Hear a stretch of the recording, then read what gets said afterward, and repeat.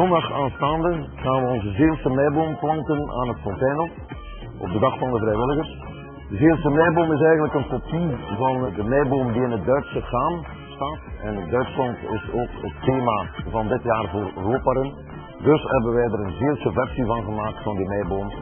En wij gaan op die meiboom alle thema's die reeds aan bod gekomen zijn tijdens de Roparen-doortocht, die gaan we allemaal opnieuw tot leven brengen met figuren erop. En het is tevens de moment om af te tellen naar Roparen.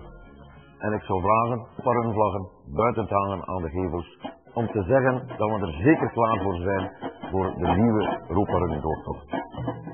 Nu zondag is het niet alleen de voorstelling van onze meiboom, maar ook de voorstelling van de Postzegel Hele Gaan, een initiatief van de Zeelse Postzegelfonds, en daarnaast de Dag van de Zeelse Vrijwilligers.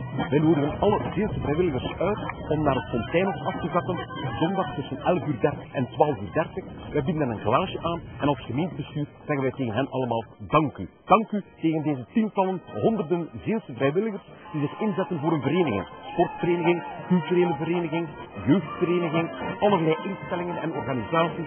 Zij doen dat al jaren vrijwillig en wij zeggen nu als gemeentebestuur tegen hen, dank u, kom allemaal af, kom naar het Fonteinhof, u gaat dan veel plezier beleven.